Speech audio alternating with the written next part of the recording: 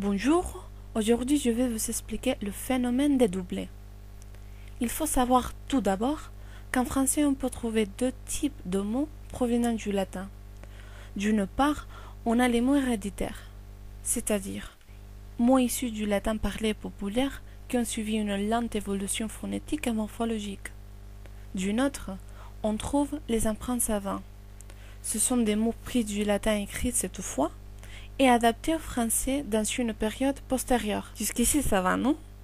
Mais il faut remarquer que souvent on trouve des formes comme singulier et singulier où les formes empruntées doublent les mots héréditaires.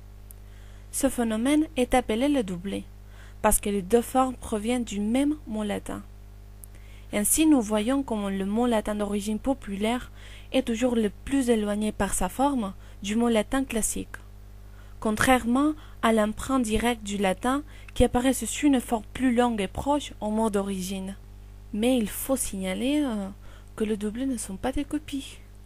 On constate que le plus souvent ils ont des significations différentes et parfois très éloignées l'une de l'autre.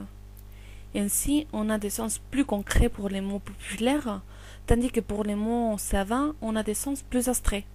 Et voilà, ce serait l'explication de ce que sont les doublés. Mais il reste à savoir encore la cause de ces emprunts.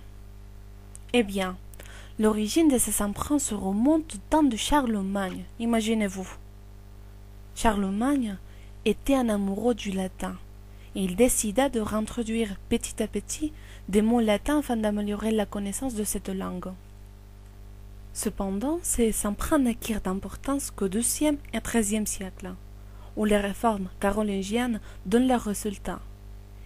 Mais ce sera au XIVe siècle qu'on connaîtra une véritable invasion de latinisme.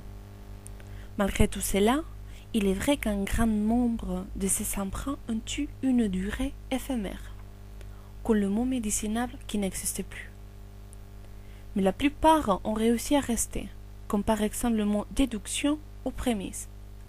Ainsi on peut trouver des doublés qui datent de l'Xe siècle jusqu'aux formations plus récentes, comme vous pouvez observer dans ces derniers tableaux. Et voilà, c'était tout ce que j'avais à vous raconter sur le phénomène des doublés.